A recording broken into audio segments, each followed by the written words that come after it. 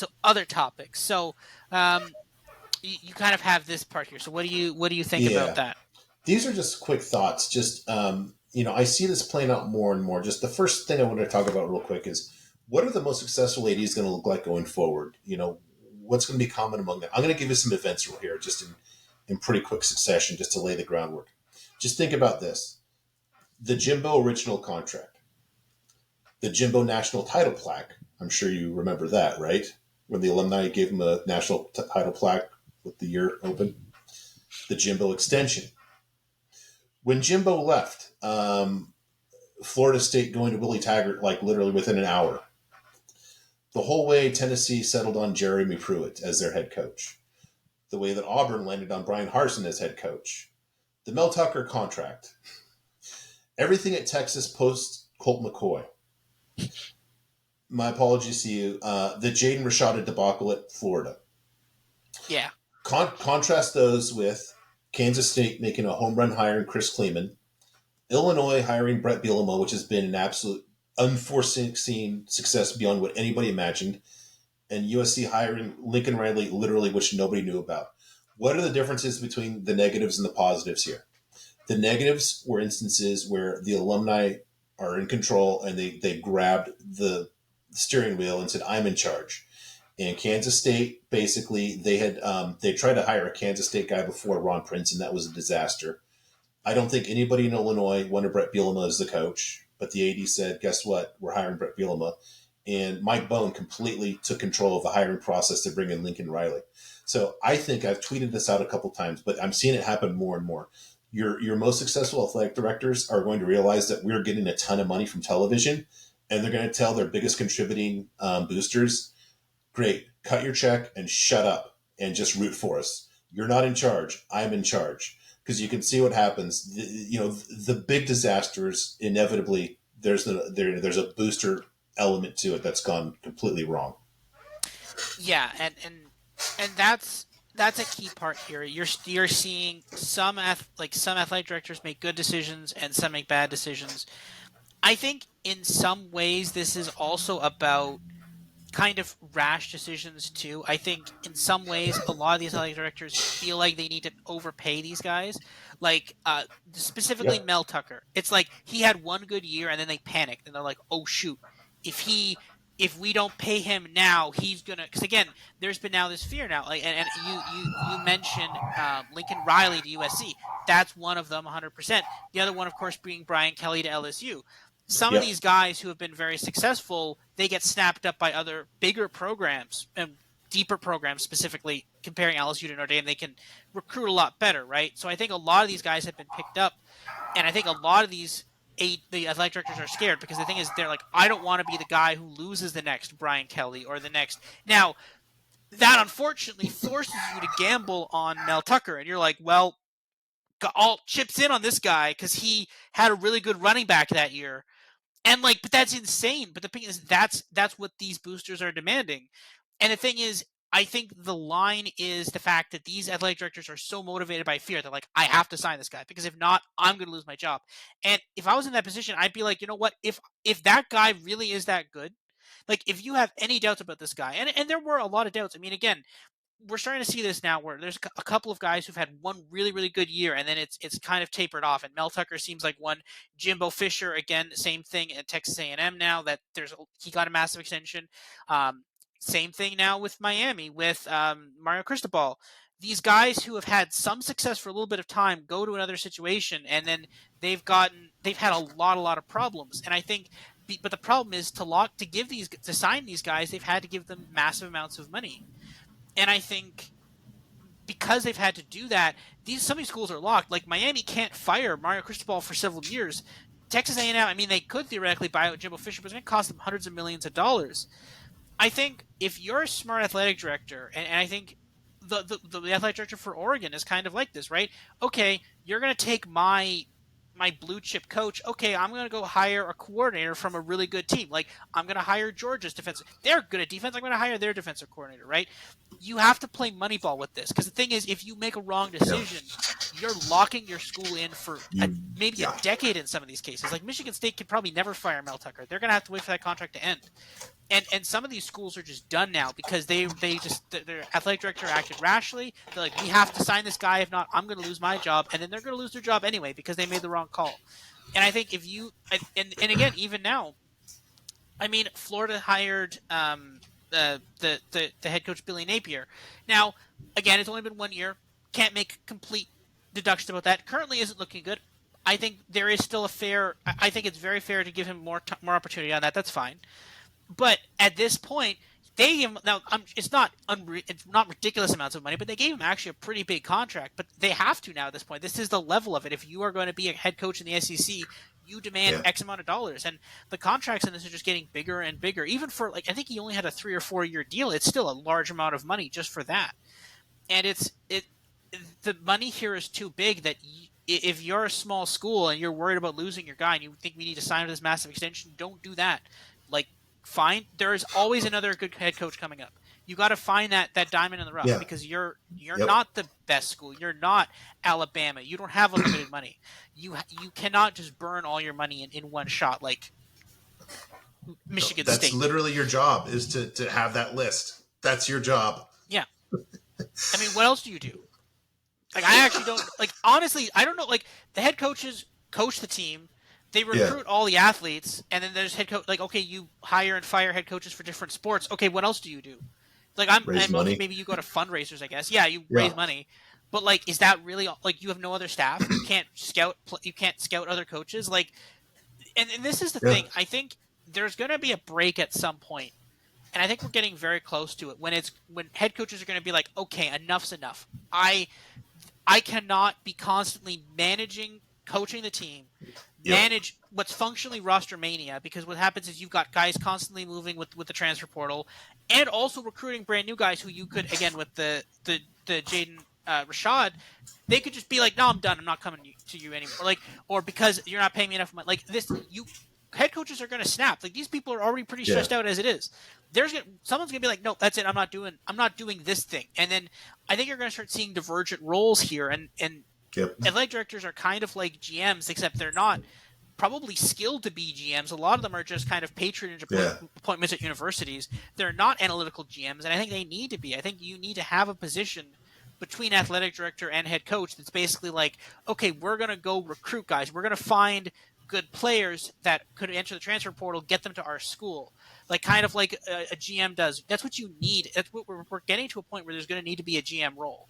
And okay, maybe there's not going to be a GM, but maybe the head coach is going to have an assistant that does this stuff, and then that will be what it is. But that's where we need to be in this, and I think that's where we're heading, and I think we're going to get there pretty soon. Yeah, agree. You're seeing it in some of the bigger programs too are getting there. We'll just interesting. Okay, second topic that is just getting all kinds of attention over the off season.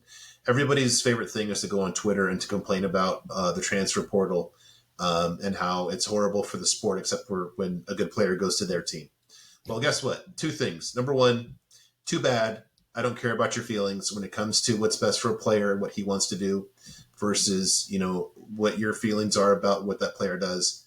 The player wins out 10 times out of 10, 11 times out of 10. Number 2, how to fix it. And only the NCAA, and being just completely inept, stupid, corrupt, and fraudulent, could have this system in place where they can't fix it. Literally, this could be fixed in a moment if basically you could tie NIL to playing at a school. And that's the one thing the NCAA says you cannot do. Literally, if you had NIL that said, yep, we're going to give you this, but it's because you're going to stay at State U. Guess what?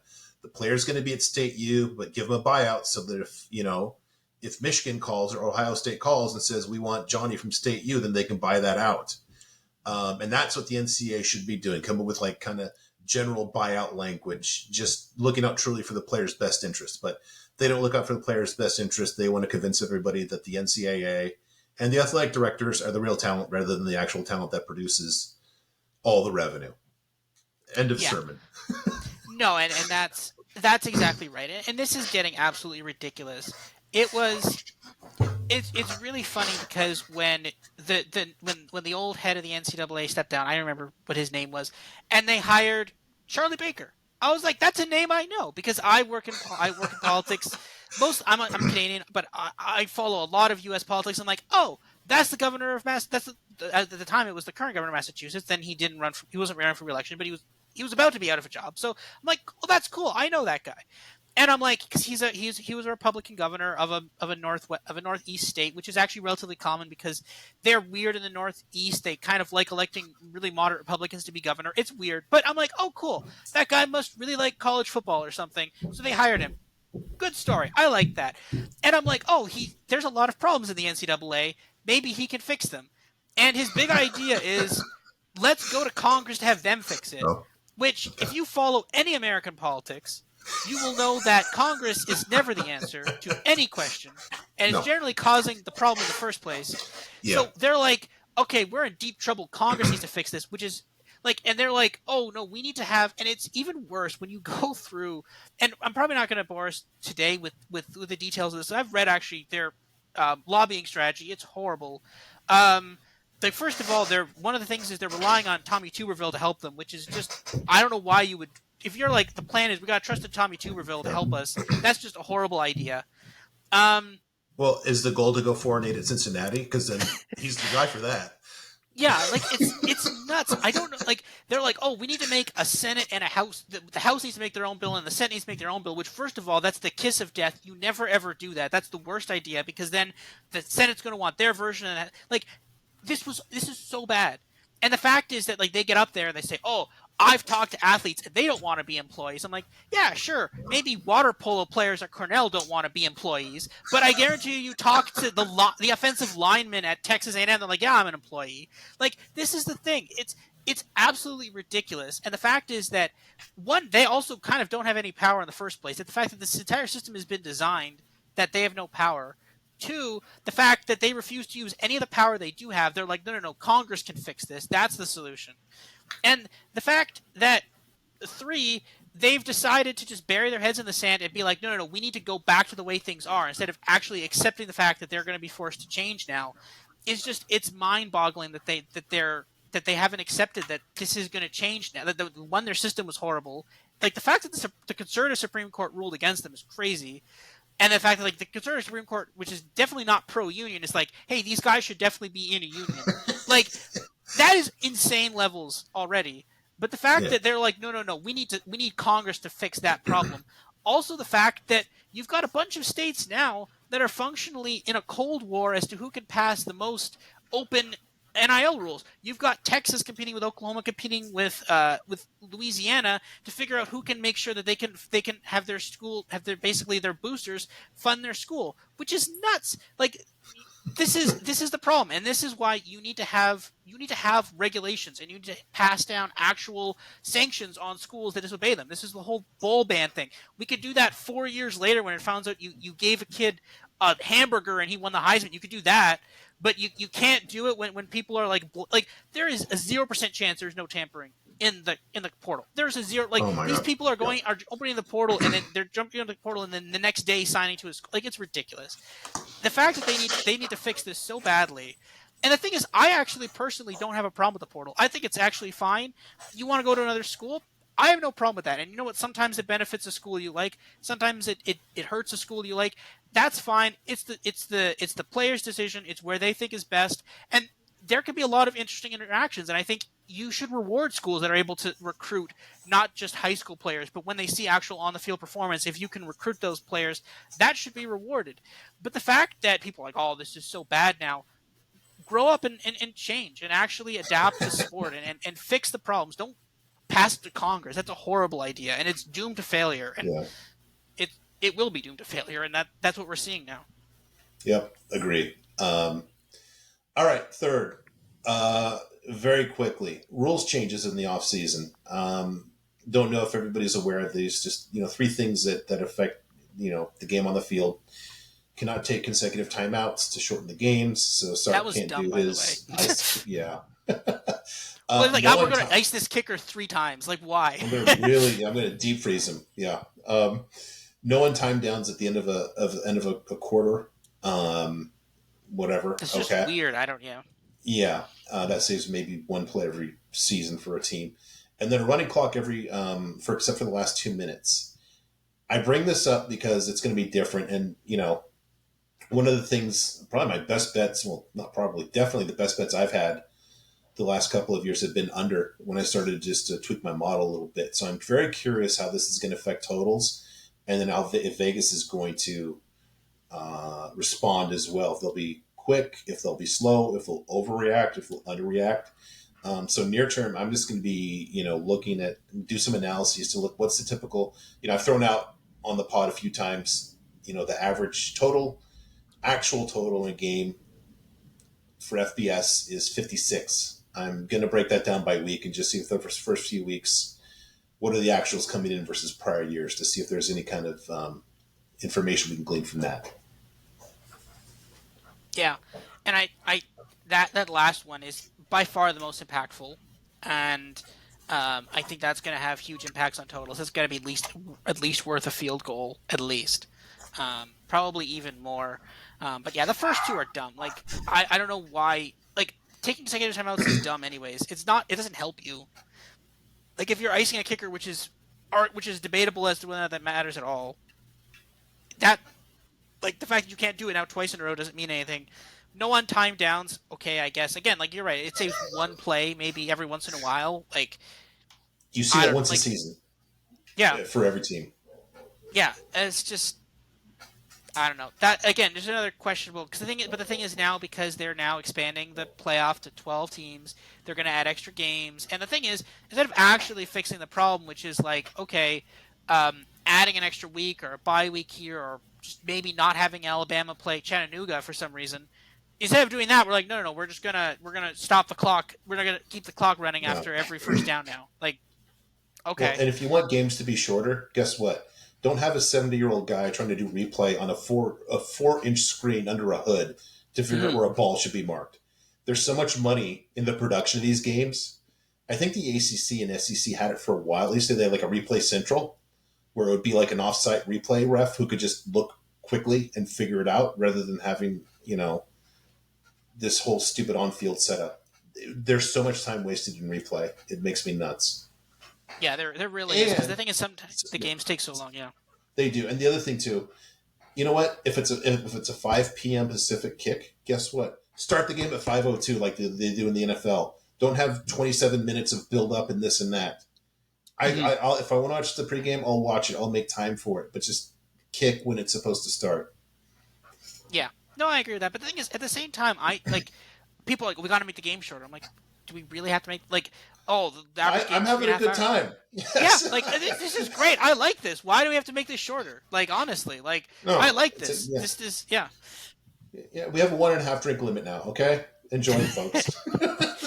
Yeah, like people are like, this football game's really long. I'm like, that's great. That's a good game. And I like it was like, this game's 4 hours. I'm like, that's great. I get 4 hours of football here when I was only gonna get like 3. That's, I don't know. Yeah. People are like, that's negative. I'm like, that's a positive. So, all right. No. So that ends part 1. There's a 0% chance we're gonna keep that, and that it's gonna get cut up into things. So that's fine. So we're gonna cut that up into a couple episodes. That was an hour and a half. Okay. So we're gonna cut that up. And yeah, we're going to have other pieces. Don't worry. You're going to hear a lot more from us. And we're kind of doing general things now, and we're going to be doing all the individual conference previews. So yeah, see you guys in part 4, maybe, I guess. Some other part. We'll see you later.